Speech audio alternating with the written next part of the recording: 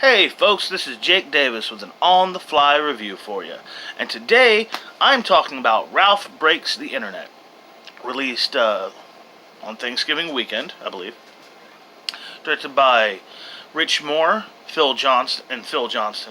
And starring the voice talents of John C. Reilly, Sarah Silverman, Gal Gadot, Taraji P. Henson, Bill Hader, Jack McBrayer, and Jane Lynch.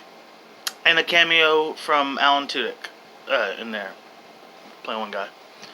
Right off the bat, I'm just going to say two things. I'm probably going to keep this review a little short because I'm really tired. I had a long day at work, a long night last night, and I just wanted to get this review out there. Well, the movie's still pretty fresh in my mind. I mean, I got a good memory from movies, but I saw it last night. So, which by the way was excuse me. Excuse me. Which, by the way, was the first time me and my wife took our daughter to the theaters, and she was very excited and had a very good time, and it was quite a moment and experience for her and for me as well. So yeah.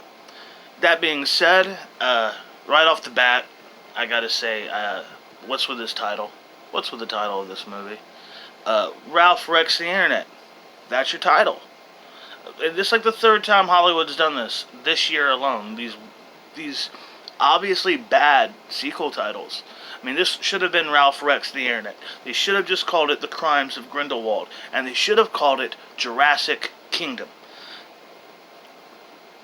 I think it's like obvious. It's a duh. Why? Cut out the middleman, get all these extra nonsense off the poster, and just get to the point. Jurassic Kingdom. Boom. I mean, not like that movie needed any help making money, but it could have been a lot better. Anyhow, the whole setup with this movie is a few years after the events of the first one. Penelope and Ralph were super good friends living in the arcade, and when Penelope's game gets damaged, her and Ralph decide to go rogue and use the Wi-Fi to explore the internet to find a missing part that fits her car. And of course, they both kind of get more and more deeper into the allure of the internet. And stuff happens, people learn lessons, and Disney tries to make you cry. This movie was funny. I mean, I'm not going to come out and say it was bad, but it wasn't great. It certainly wasn't a great film. It wasn't half the movie the first one was. Man, Wreck-It Ralph was a terrific movie. So good. And a lot of what makes this so disappointing is the fact that was so good. I mean, first off, we got King Candy. King Candy was a great villain. He was such a terrific villain, played by Alan Tudyk. And so funny and charismatic, and I loved him. He was like the best thing about the movie. And when, I knew then, if they're going to do a sequel, they automatically have a big problem right here, because how are they going to replace King Candy? And so they really didn't try. There's really no antagonist. I mean, there's conflict, but there's no antagonist. There's no villain in this movie. There's no bad guy, which is a disappointment for Disney, because, they got a good track record with their villains. It's not like that hasn't worked before. Bambi doesn't have a villain. Brave doesn't have a villain. Inside Out doesn't have a villain. Those are all really good movies. But you understand my point. Going from a great villain to no villain is, well, shit, man. Why bother? Really. But, of course, the Disney Princess sequence everyone's talking about is absolutely terrific. It is the best part of the whole movie. I mean, yeah, I personally don't like how Disney seems to have a very, very, very obvious agenda going right now.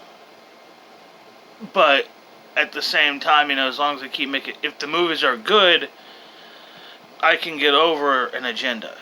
You know what I mean? As long as you're doing quality work. Now, I don't think The Last Jedi was quality work. I don't think that was a good movie at all. But first Force Awakens, this is a good movie. I didn't like Rogue One either, really, honestly. But, having all the princesses, and a lot of the princesses, like I believe most of them, are played by the girls who did the voices originally. Which is terrific, I think. Having all these girls come back, and a lot of them just for one line. But it shows what, being a Disney princess means. really means something. I get probably to the I'm assuming to the actresses who did these parts because yeah, a lot of them come back for it. But anyhow, overall, I'm gonna give Wreck-It Ralph 3 stars because while it's not really the best movie for adults and not half the movie compared to the first one all around, it's a really good movie for kids. The kids like it a lot. Kids are gonna like it a lot. It's colorful, it's fun, it's flashy, and like cameos from, like I said, Disney princesses, Star Wars characters, Groot. uh, so it's not a complete waste of time. But I thought The Grinch was better. I thought The Incredibles was better. Uh, so yeah, I mean, this is kind of just there. It's how it is. It's what it is. So yeah, that's what I'm.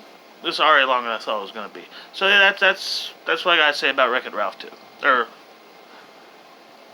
Ralph Rex here, and that stupid title, man. That stupid title.